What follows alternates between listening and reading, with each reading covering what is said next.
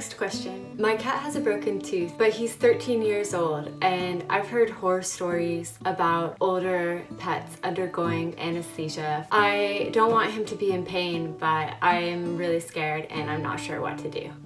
I'm really glad that you brought this up because this is a tricky issue and it's something that a lot of pet owners struggle with. We all know that having healthy teeth and gums is a really important part of being healthy. Dogs and cats don't brush their teeth and floss. There are very dedicated owners who brush their pets' teeth twice a day. Hopefully you realized when you got your pet that you were signing up to have basically a toddler for the next 10, 15, 20 years. They are dependent upon their parents for oral hygiene. They don't understand when they go to the dentist that they need to sit still. In order to do a really good job of probing the gum line, of scaling the teeth, cleaning, and if necessary, extracting teeth, this has to be done under general anesthesia.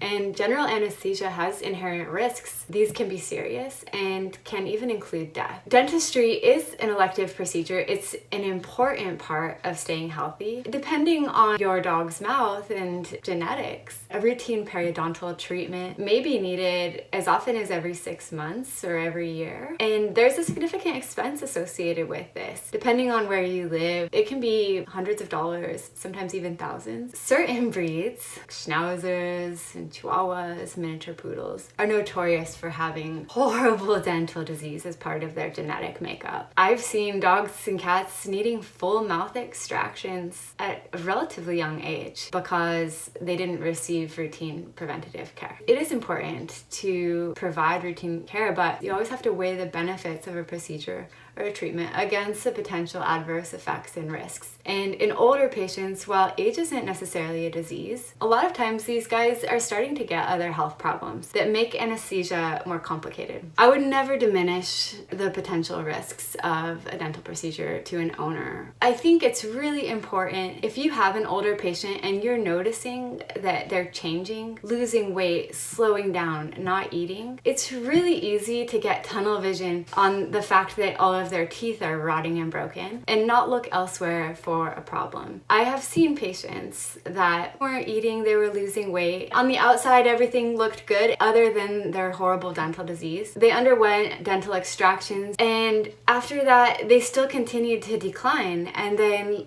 later had chest x-rays taken and there was cancer everywhere. Anytime you're going to undergo general anesthesia for a dental procedure or any elective procedure for that matter, you need to do your due diligence. Run a geriatric diagnostic workup. That's general lab work, chest x-rays, in certain cases an abdominal ultrasound, especially if there are health concerns like weight loss and not eating. And make sure that they are healthy and that there isn't something else going on under the hood and that they're going to be a good anesthetic candidate. I have patients that have very severe dental disease. They're older patients. They could really benefit from a dental procedure, but because of their concurrent medical conditions like severe heart disease, severe airway disease, they are not good anesthetic candidates, and you could not convince me to anesthetize these patients for an elective procedure like a dental because the risk of them decompensating and potentially dying is just too high. In these patients, we treat them palliatively with antibiotics and medications to help reduce discomfort, knowing that it's not safe for us to anesthetize them. It doesn't mean that they can't have an elective procedure done, but you need to be well informed that they carry a higher risk of complications, and there is a risk, in spite of the best medical care, that they might not do well after the procedure. So these are very difficult decisions. There are places where there are anesthesiology specialists where they have the resources,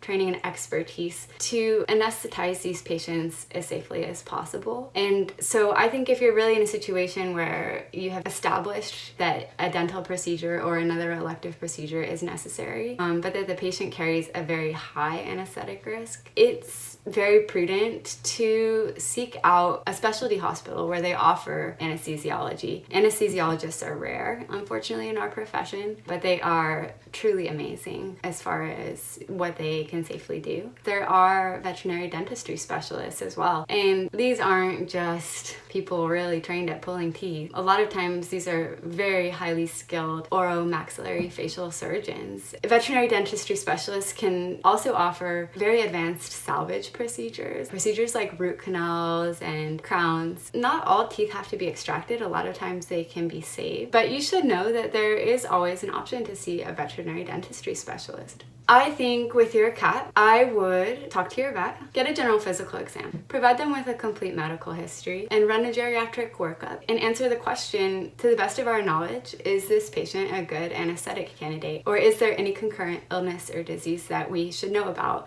that could potentially complicate the procedure? And if everything checks out and you still are afraid of anesthesia, but you do want to have the procedure performed, I think it would be reasonable to seek out a veterinary anesthesiology specialist and dentistry team to give your pet the best possible chance of having a good outcome. My final thought is I truly think that you should always trust your instinct. And if your gut feeling in your heart is like, I can't do this, I know something bad will happen, I think that you should trust that, because throughout the years I've talked to a lot of owners that before a procedure they had a really bad feeling, but they convinced themselves otherwise, or they allowed themselves to be convinced, and then as things unfolded, things went really badly and they blamed themselves for not listening to their gut instinct. So I do think that for what it's worth, that voice is there to guide you. I'm sorry if I didn't give you concrete guidance as far as to do or not to do, but I think that there's a good discussion that you need to have with your veterinarian. Before an anesthesia,